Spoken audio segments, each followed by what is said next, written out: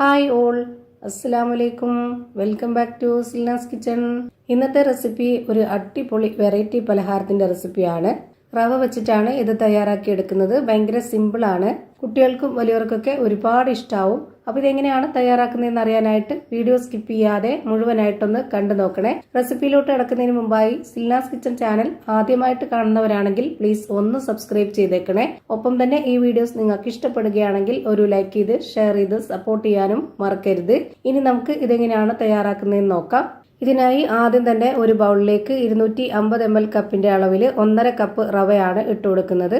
വറുത്ത റവയാണ് വേണ്ടത്.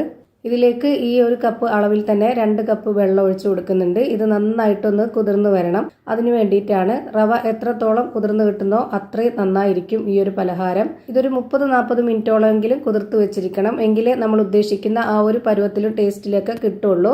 അപ്പോൾ അതുകൊണ്ട് തന്നെ ഞാനിപ്പോൾ ഇവിടെ നന്നായിട്ട് ഇളക്കി കൊടുത്തതിന് ശേഷം ഇതൊന്ന് അടച്ചു വെച്ച് കൊടുക്കുന്നുണ്ട്. അതിൽ കൂടുതൽ സമയം വരേക്കും കുതിർത്ത് വെച്ചിരിക്കാൻ പറ്റുമെങ്കിൽ കുഴപ്പമൊന്നുമില്ല. അതിൽ കുറഞ്ഞു പോവരുത്. ഞാനിപ്പോൾ ഇവിടെ ഒരു 40 മിനിറ്റ് സമയമായപ്പോഴേക്ക് ഇത് തുറന്ന് നോക്കുന്നുണ്ട്. ഇതിന്റെ വെള്ളമൊക്കെ വറ്റി നന്നായിട്ട് കുതിർന്നു വന്നു. ഞാനിപ്പോൾ ഇത് ഇളക്കി കൊടുക്കുമ്പോൾ തന്നെ നിങ്ങൾക്ക് കാണുമ്പോൾ മനസ്സിലാവുന്നുണ്ടാവും ഇതിന്റെ കറക്റ്റ് ഒരു പരുവം. ഇതിലേക്ക് ഇനി വേറെ വെള്ളമൊന്നും നമ്മൾ ചേർത്ത് കൊടുക്കുന്നില്ല. ആദ്യം ഒഴിച്ചു കൊടുത്ത ആ വെള്ളം തന്നെയാണ് ഇതിൽ കറക്റ്റ് പരുവം. ഇപ്പോൾ ആ റവ നന്നായിട്ട് കുതിർന്നു വന്നിട്ടുണ്ട്. റവ എത്രത്തോളം കുതിർന്നു വരുന്നോ അത്രയും സോഫ്റ്റ് ആയിരിക്കും നമ്മൾ തയ്യാറാക്കിയെടുക്കുന്ന ആ ഒരു പലഹാരം. ഇപ്പോൾ ഞാനിത് മുഴുവനായിട്ടും മിക്സ്ഡ് ജാറിലേക്ക് ഇട്ട് കൊടുക്കുന്നുണ്ട്. ഇനി ഇതിലേക്ക് പാൽപ്പൊടിയാണ് ഇട്ട് കൊടുക്കുന്നത്. 1/2 കപ്പ് അളവിൽ 1.25 കപ്പ് അളവിലാണ് പാൽപ്പൊടി ഇട്ട് കൊടുക്കുന്നത്. പാൽ ഒഴിച്ചു കൊടുക്കണമെന്നുള്ളവർക്കാണെന്നുണ്ടെങ്കിൽ ആദ്യം തന്നെ ആ ഒരു റവ കുതിർത്ത് വെക്കുമ്പോൾ ആ ഒരു വെള്ളം ഒഴിച്ചു കൊടുത്ത അതേ അളവിൽ പാൽ ഒഴിച്ചു കൊടുത്തിട്ട് പാലിൽ കുതിർത്ത് വെക്കാം. പക്ഷേ എങ്കിലും നമുക്ക് ടേസ്റ്റ് ഏറ്റവും കൂടുതൽ പാൽപ്പൊടിയും കൂടെ ഇട്ട് കൊടുക്കുമ്പോഴാണ്. പാൽ ഒഴിച്ചു കൊടുത്താലും പാൽപ്പൊടി ഇട്ട് കൊടുത്തിരുന്ന നല്ല ടേസ്റ്റാണ്. ഇതിലേക്ക് മധുരത്തിന് ആവശ്യമായിട്ടുള്ള പഞ്ചസാരയാണ് ഇട്ട് കൊടുക്കുന്നത്. ശർക്കര വേണമെങ്കിലും ഇട്ട് കൊടുക്കാം. ഞാനിവിടെ 1/2 കപ്പ് അളവിന് 1.25 കപ്പ് അളവിൽ പഞ്ചസാരയും ഇട്ട് കൊടുത്തു. പിന്നെ ഇതിലേക്ക് ഫുഡ് കളറോ അല്ലാന്നുണ്ടെങ്കിൽ മഞ്ഞൾപ്പൊടിയോ ഇട്ട് കൊടുക്കാം. ഒന്ന് കളറായിട്ടിരിക്കാനാണ്. അപ്പോൾ ഞാനിവിടെ 1/4 സ്പൂൺ അളവിൽ ഇട്ട് കൊടുത്തിട്ടുണ്ട്. എന്നിട്ട് ഇതിലേക്ക് നല്ലൊരു മണത്തിന് വേണ്ടിയിട്ട് ഒരു 4 ഏലക്ക ഇട്ട് കൊടുത്തിട്ടുണ്ട്. ഇനി ഇതൊന്ന് അടച്ചു വെച്ചതിന് ശേഷം നല്ല പോലെ അരച്ചെടുക്കാം. നല്ല സ്മൂത്തായിട്ട് നന്നായിട്ട് അരച്ചെടുക്കണം. അങ്ങനെ അരച്ചെടുത്തതിന് ശേഷം ഞാനിവിടെ ചോറ് കഴിക്കുന്ന സ്റ്റീൽ പ്ലേറ്റിലേക്ക് നെയ്യ് തടവിയതിന് ശേഷം അതിലേക്കാണിത് ഒഴിച്ചു കൊടുക്കുന്നത്. അരച്ചെടുത്ത മുഴുവൻ മിക്സും ഈ ഒരു പ്ലേറ്റിലേക്ക് തന്നെ ഒഴിച്ചു കൊടുത്തിട്ടുണ്ട്.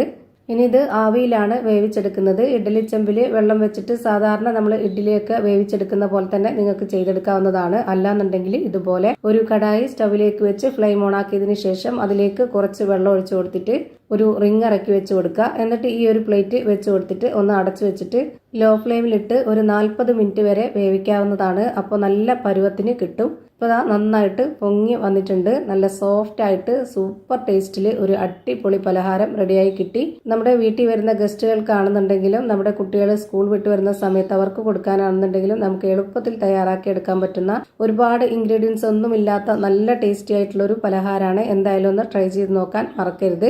ഇത് നമ്മൾ ഒരു സ്പാച്ച് വെച്ചിട്ട് ഇതുപോലെ വക്കൊക്കെ ഒന്ന് ഇളക്കി കൊടുക്കുകയാണെന്നുണ്ടെങ്കിൽ പെട്ടെന്ന് തന്നെ ഇളകി കിട്ടും. ഇനി നമുക്ക് ഇഷ്ടമുള്ള വലിപ്പത്തിൽ ഷേപ്പിലൊക്കെ കട്ട് ചെയ്തെടുത്ത് കഴിക്കാവുന്നതാണ്. ഞാനിപ്പോൾ ഇതുപോലെയാണ് കട്ട് ചെയ്തെടുത്തിട്ടുള്ളത്. അപ്പോൾ ഇത്രയേ ഉള്ളൂ ഇന്നത്തെ വീഡിയോ. വീഡിയോ ഇഷ്ടമായ ലൈക്ക് ചെയ്യാനും കമൻറ്റ് ചെയ്യാനും ഷെയർ ചെയ്യാനും മറക്കരുത്. അതുപോലെ തന്നെ ഞാനിടുന്ന പുതിയ പുതിയ വീഡിയോസ് നോട്ടിഫിക്കേഷനായിട്ട് കിട്ടുന്നതിന് വേണ്ടി സബ്സ്ക്രൈബ് ചെയ്ത് ബെല്ലൈക്കൺ അമർത്തി അതിൽ ഓൾ എന്ന ഓപ്ഷൻ എനേബിൾ ചെയ്ത് കൊടുക്കാനും മറക്കരുത്. പുതിയൊരു വീഡിയോയുമായി വീണ്ടും വരും. Thank you for watching.